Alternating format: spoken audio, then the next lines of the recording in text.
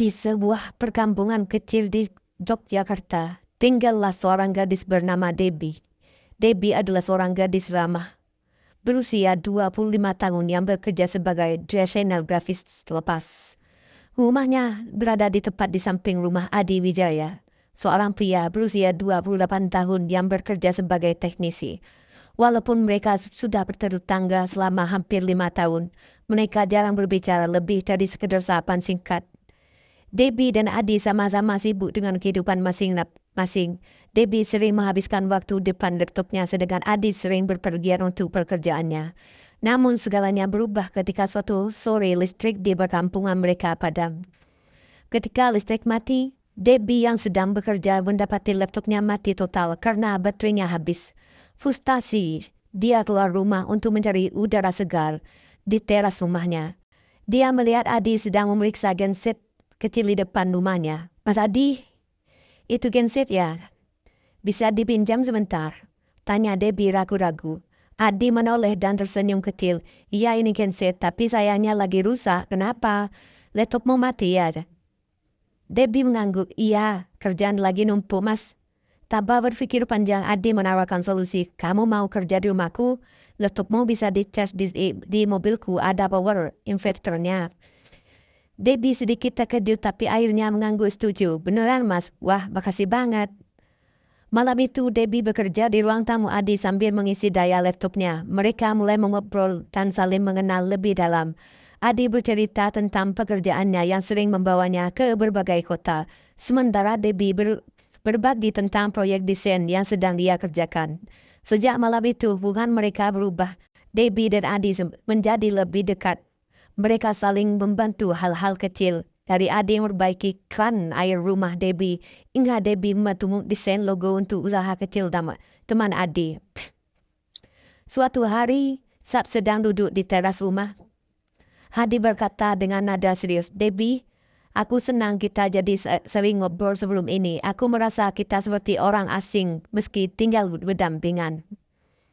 Debbie tersenyum, aku juga mas. Kadang-kadang hal kecil seperti listrik mati ternyata bisa membawa perubahan besar ya mas. Hubungan mereka terus berkembang, banyak tangga mulai melihat kedekatan mereka dan sering menggoda menyuruh mereka segera menikah. Debbie dan Adi hanya tertawa. Tapi siapa yang tahu apa yang akan terjadi di masa depan? Yang pasti, mereka telah menemukan sahabat baru dalam diri satu sama lain. Berkat peristiwa kecil yang awalnya tak terduga. Sejak malam listrik padam itu, Debbie dan Adi seperti menemukan irama baru dalam hidup mereka. Tak ada hari yang berlalu tanpa saling menyapa, entah itu hanya lewat pesan singkat atau secangkir teh hangat yang dikirimkan salah satu dari mereka. Tapi ada satu malam yang ubah segalanya. Debbie baru saja pulang dari sebuah acara komunitas desain di kota. Wajahnya lelah, tapi matanya berbinar karena acara itu sukses besar. Ketika ia membuka pagar rumahnya, Adi muncul di rumah sebelah dengan membawa sebuah kotak kecil berisi nasi goreng kampung yang masih hangat. Selamat datang, ibu desainer hebat, sapa Adi sambil menyodorkan kotak itu. Debbie tertawa kecil, wah, Mas Adi jadi tetangga yang terbaik di dunia nih.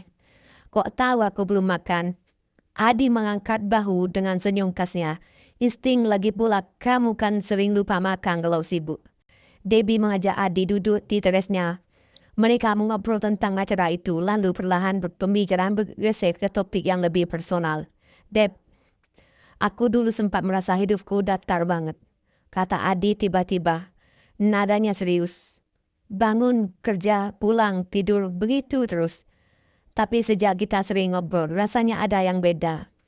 Debbie terdiam sejenak, kemudian tersenyum lembut. Aku juga merasa begitu, Mas. Kayaknya selama ini aku terlalu sibuk sama duniaku sendiri sampai lupa kalau ada orang baik di sebelah rumah. Malam itu berakhir dengan Adi memberanikan diri mengungkapkan perasaannya. Debbie, aku nggak tahu kapan tepatnya ini mulai.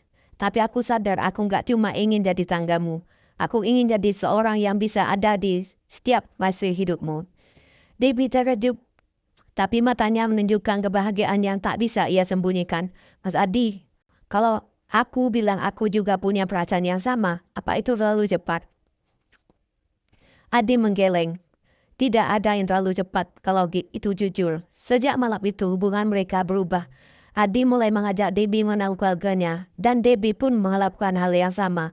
Mereka juga mulai merencanakan masa depan bersama. Setiap malam minggu, Adi mengajak Debbie berjalan-jalan ke tempat sederhana, tapi penuh dengan kenangan. Angkringan langganan Adi, teman kota, tempat mereka saling melewati waktu yang kecil, hingga sawah di pinggiran desa yang menjadi tempat favorit Dewi untuk mencari inspirasi. Puncaknya terjadi pada malam ulang tahun Debbie. Adi yang biasanya sederhana tiba-tiba tampil berbeda. Ia menyiapkan kejutan kecil di dalam belakang rumah, lampu gantung sederhana, meja makan berdua, dan seikat bunga mawar putih. Bunga kesukaan Debbie. Debbie, kata Adi dengan nada gemetar tapi penuh ketulusan. Aku tahu kita mulai ini hari-hari sederhana, tapi aku ingin membawa ini ke sesuatu yang lebih serius. Kamu mau nggak jadi pasangan hidupku selamanya? Debbie tertegun, air matanya mengalir tanpa bisa ditahan. Mas Adi, aku nggak pernah menyangka tetangga sebelahku akan jadi seorang yang aku cinta. Jawabku, iya aku mau. Malam itu, mereka resmi bertunangan, disaksikan oleh bulan dan bintang, berkilauan di atas mereka. Tetangga-tetangga yang diam-diam mengintip dari balik jendela itu bersorak bahagia. Hari-hari berikutnya adalah babak baru untuk Debbie dan Adi. Mereka tetap hidup sederhana, tapi kebahagiaan mereka terasa seperti cerita dongeng hangat.